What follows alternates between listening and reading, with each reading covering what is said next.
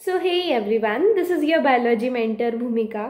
तो बच्चों, आज हम इस वीडियो में बात करेंगे कि करेक्ट आंसर राइटिंग का मेथड क्या होता है जिससे हम बोर्ड में अच्छा स्कोर कर सकें।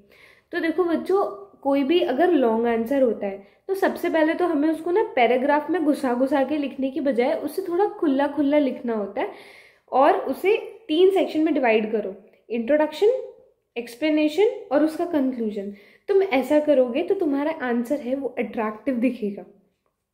बेसिकली तुम्हें तुम्हारे आंसर के अंदर अपना रिप्रेजेंटेशन सही देना है। तुम जितना अच्छे तरीके से अपने आंसर को प्रेजेंट करोगे कॉपी के अंदर, उतने अच्छे तुम्हें मार्क्स मिलेंगे। देखो बेटा, पढ़ना तो जरूरी होता ही होता है, लेकिन उसके साथ आप किस तरीके से कॉपी में अपने आंसर को लिखते हो वो भी बहुत ज़रूरी होता है। ठीक है, तो ये आप इंट्रोडक्शन, एक्सप्लेनेशन और कंक्लूजन में कन्वर्ट करना है किसी भी आंसर को। और दूसरा, हर एक चीज़ को ना पॉइंट्स में लिखना सीखो। ठीक है, point 1, point 2, point 3, point 4, point 5, इस तरीके से लिखना सीखो। ठीक है, और तीसरी चीज़ आती है कि अगर लिखते लिखते ना कहीं गलती भी हो जाती है तो उसको बिल्कुल ऐसे काट के नहीं आना है ब्लैक ब्लैक, उसको एक सिंगल कट लगा के उसके आगे उसका करेक्ट चीज़ लिख दो। ठीक है, इससे क्या होगा कि आंसर बहुत भद्दा नहीं दिखेगा, क्योंकि तुम बहुत डार्क कट्स लगा देते हो ना किसी भी वर्ड के ऊपर, तो वो उसका जो एग्जामिनर जो तुम्हारी कॉपी चेक करे ना, उसका ध्यान उसी कट पे जाता है और फिर आगे नंबर तुम्हारे कम होने के चांसेस बढ़ जाते हैं। तो ये चीज़ भी ध्यान रखनी है।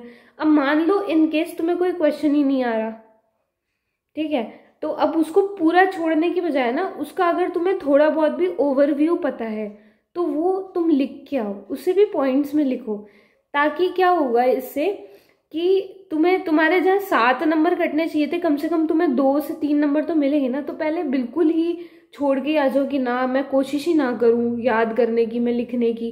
देखो, तुम अगर उस टॉपिक से जुड़े हुई, उस क्वेश्चन से जुड़ी हुई लाइंस लिखते हो ना तो तुम्हें नंबर मिलेंगे। ये नहीं कि कहीं का आंसर कहीं घुसा के लिख दिया। ऐसा करोगे तो नंबर तो कटेंगे। तो हमें ये नहीं करना।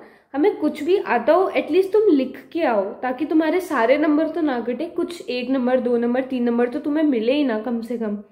और दूसरी चीज़ आती है कि जहाँ पे डायग्राम्स होते हैं ना, वहाँ डायग्राम्स बना के आओ। जितना अपने आंसर को डायग्राम से एक्सप्लेन करोगे, फ्लो चार्ट्स बनाओगे, टेबल्स बनाओगे, उतना अच्छे से एग्जामिनर उस चीज़ को पढ़ पाएगा, तुम्हें अच्छे नंबर दे पाएगा।